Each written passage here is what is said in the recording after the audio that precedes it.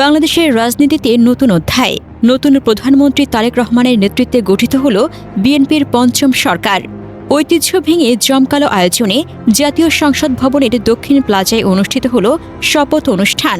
রাষ্ট্রপতি মোহাম্মদ শাহাবুদ্দিন প্রথমে প্রধানমন্ত্রীকে, এরপর ২৫ সদস্যের মন্ত্রিসভাকে শপথ বাক্য পাঠ করান।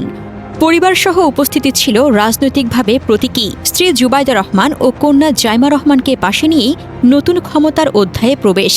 সমর্থকদের ভাষায় এটা শুধু সরকার নয়, রাজনৈতিক ধারাবাহিকতার প্রত্যাবর্তন।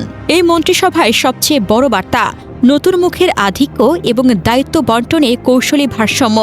অনেক হেভিওয়েট নেতা মন্ত্রিসভায় জায়গা না পাওয়ায় রাজনৈতিক মহলে আলোচনা তুঙ্গে।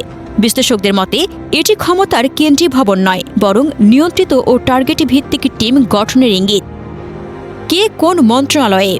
অর্থনীতি ও নিরাপত্তা ব্লক আমির খুরশু মাহমুদ চৌধুরী, অর্থ ও পরিকল্পনা; সালাহ উদ্দিন আহমেদ, স্বরাষ্ট্র মন্ত্রণালয়; ইকবাল হাসান মাহমুদ, বিদ্যুৎ, জ্বালানি ও খনিজ; কূটনীতি ও রাষ্ট্রনীতি ড খলিলুর রহমান, পররাষ্ট্র; টেকনোক্র্যাট কাজী শাহ মোফাজ্জেল হোসেন কায়কোবাদ, ধর্ম বিষয়ক; অর্থনৈতিক উৎপাদন ও অবকাঠামো খন্দকার আব্দুল মুক্তাদির; বাণিজ্য, শিল্প, বস্ত্র ও পাট শেখ রবিউল আলম; সড়ক, রেল ও নৌ পরিবহন জাকারিয়া তাহের; গৃহায়ন ও গণপূর্ত; সমাজ ও মানব সম্পদ আবু জাফর মোহাম্মদ জাহিদ হাসান; মহিলা ও শিশু সমাজ কল্যাণ সর্দার মোহাম্মদ শাখাওয়াত হোসেন; স্বাস্থ্য আরিফুল হক চৌধুরী; শ্রম ও প্রবাসী কল্যাণ; খাদ্য, কৃষি ও সম্পদ মোহাম্মদ আমিনুর রশিদ; কৃষি, মৎস্য ও খাদ্য শহীদ উদ্দিন চৌধুরী আনি; পানি সম্পদ; শিক্ষা খাত সবচেয়ে আলোচিত দায়িত্ব আ.ন.ম ইহসানুল হক মিলন, শিক্ষা ও প্রাথমিক শিক্ষা।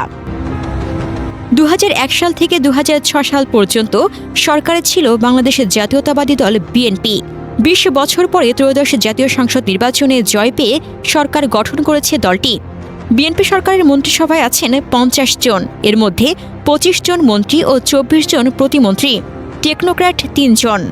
এবারের মন্ত্রিসভায় নতুন মুখ আছে অনেক, যারা আগে কখনো মন্ত্রী বা প্রতিমন্ত্রী হননি। প্রথমবার নির্বাচিত হয়ে মন্ত্রিসভায় জায়গা করে নেওয়া নেতাও আছেন। মন্ত্রীদের ২৫ জনের মধ্যে ১৬ জনই নতুন মুখ, প্রতিমন্ত্রীর মধ্যে ২৪ জনই নতুন। প্রধানমন্ত্রী তারেক রহমানও এবারই প্রথম মন্ত্রিসভার সদস্য হচ্ছেন। এটা শুধু মন্ত্রিসভা নয়, বার্তা, ভারসাম্য আর ভিন্নধর্মী ক্ষমতা বিন্যাসের ঘোষণা। হেভিওয়েট বাদ, নতুনদের উত্থান, চমক দেখালেন প্রধানমন্ত্রী তারেক রহমান।